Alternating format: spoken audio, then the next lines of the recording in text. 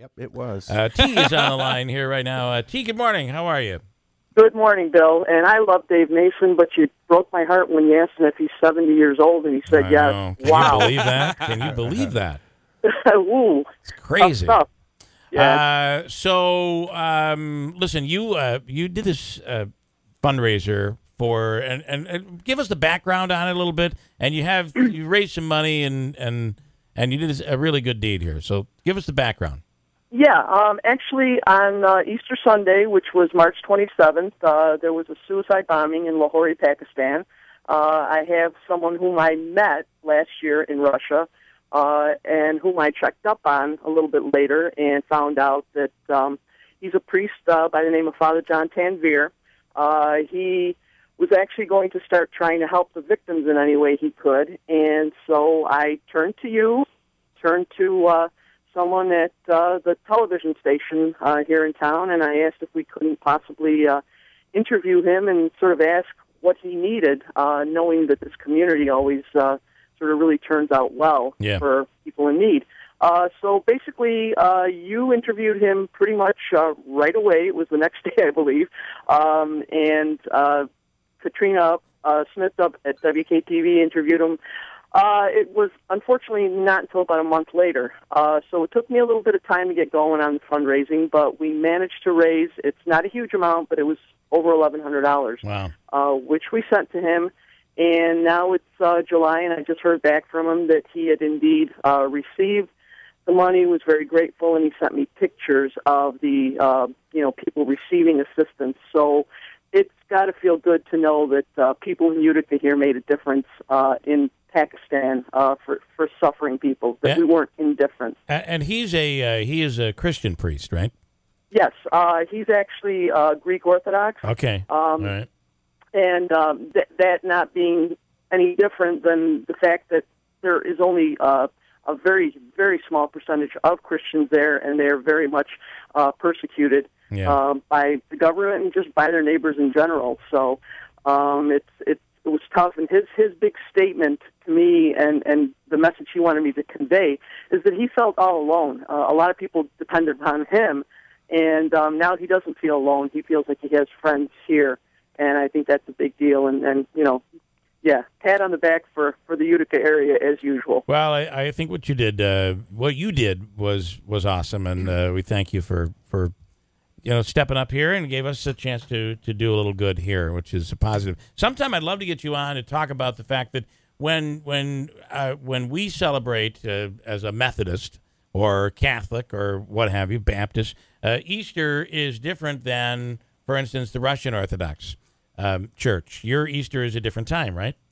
Right, but the fact is that we go by the Julian calendar, which in general goes 13 days after the Gregorian calendar. So let's just say Christmas being December 25th, we celebrate on January 7th. The calculations for Easter being a little different, we actually sometimes celebrate on the same day. And it's long and complicated, so I'm not going to get into it. Yeah. But, so last year, it was really probably the maximum amount of time between when we celebrated Easter, which was May 1st, and when this took place March 27th. Okay, but, right. It was still being celebrated by the Christian community there, just not the Orthodox community. But still, like I said, they stick together because they're such a tiny minority. Yeah. And back to here, one of the things that I think there was a story out recently, some blogger or newspaper editor or writer came out with a whole thing about how, stay clear of Utica, New York. It's, they welcome refugees there. And I know that you've worked in that area here. Talk about how this community has really embraced, and not only embraced the refugees, but what the refugees have done for this community. Well, actually, I haven't worked very much with the Refugee Center in quite some time, although I did do a little bit of work for them over the last 6 months. Way back when, we're talking probably about 15 years ago, they celebrated the 10,000th refugee that had come through. Now, since then, there's been time for a lot more. So we may be talking about maybe 15,000 people. Not all of them stayed, but I would have to say that a good 75% of them stayed. Yeah. They improved situations in places like East Utica, which was starting to deteriorate a little bit in some areas.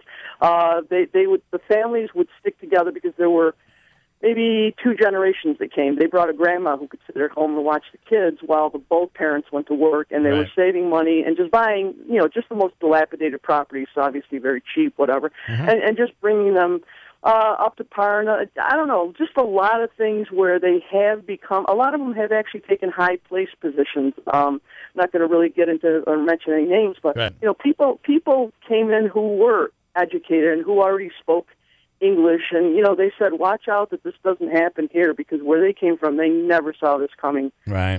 Especially in Bosnia, the Russian community was more for religious persecution, which is sort of gone at this point in Russia. But anyway, they're good neighbors for the most part. So And then the other thing I'd love to do sometime is it's like a foreign world to people, but over in Jordanville is the amazing monastery there, and what that means to the Russian Orthodox faith and what that facility is over there. It's really incredible. And sometime we'll have to get you on to talk about that.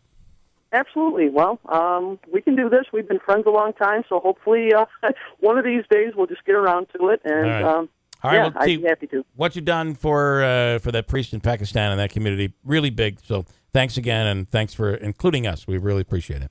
And thanks for your help, Bill. Okay. Take care. Got a break. Hold on. Coming right back, Christine, with a quick update on the news. Next on WIBX.